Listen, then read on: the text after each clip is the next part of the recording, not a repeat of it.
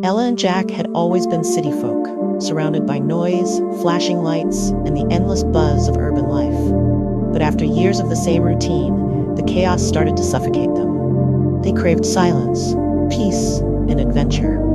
So when the old lighthouse at Greyhaven Bay came up for sale, they jumped at the chance. The lighthouse sat perched on jagged cliffs overlooking the wild, restless ocean. It was a relic from another time, a sentinel that once guided ships safely through treacherous waters, but now stood abandoned and forgotten. The paint was chipped and faded, the windows clouded with salt spray, and the lamp at the top was shattered. The locals warned them with wary eyes. "Best you leave it be," the old fisherman said. "That place has got a history, a storm, a tragedy. Some say it's cursed." But Ella and Jack were undeterred.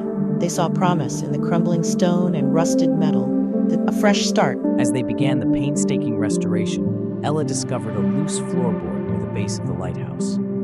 Beneath it lay a small leather-bound journal, its cover cracked with age. She carefully opened it, revealing pages filled with elegant, flowing handwriting. The journal belonged to the last keeper, a man named Thomas Halloway. His entries painted a picture of dedication, loneliness, and an increasing sense of dread. One passage stood out, written with urgent emphasis: "Never light the lamp on the anniversary of the great storm. The sea will answer the call, and the lost will come." Ella read the words aloud to Jack, who chuckled nervously. "Sounds like an old wives' tale," he said. "Ghost stories to scare kids." But the date of the storm was only a week away. Despite the warning, Jack was determined to finish the restoration properly. They needed to light the lamp for the first time in decades, a symbol of hope, a beacon to the sea. Ella felt uneasy, but she agreed to support him. They cleaned the lantern room, replaced the shattered glass, and installed a new lamp.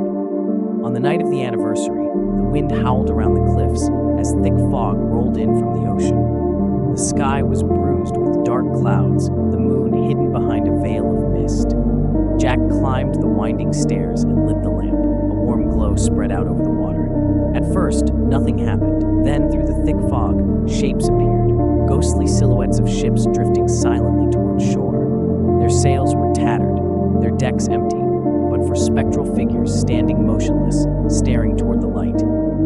Ella watched in horror from below, her breath catching as the air grew icy cold. The ocean seemed to whisper with voices, cries of anguish and longing.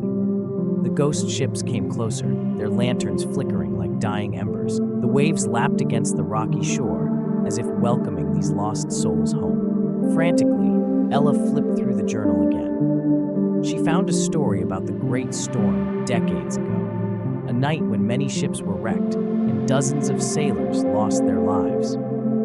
Thomas Halloway had intended to light the lamp to warn them, but he fell ill and never made it to the lantern room. The lighthouse had been dark that night, and the souls of the lost sailors were trapped between the world of the living and the dead, forever searching for the light that never came. Realizing the terror they had unleashed, Ella and Jack rushed to the lighthouse. Jack extinguished the lamp, plunging the cliffs into darkness. The ghost ships lingered, restless and mournful. Ella remembered the final entry in the journal, a ritual of remembrance. Together, they gathered candles and photographs of the lost sailors from the local museum. They held a vigil on the cliffs, speaking words of forgiveness and peace, honoring those who had been forgotten. The fog began to lift, the ghost ships faded into the night, and the ocean calmed.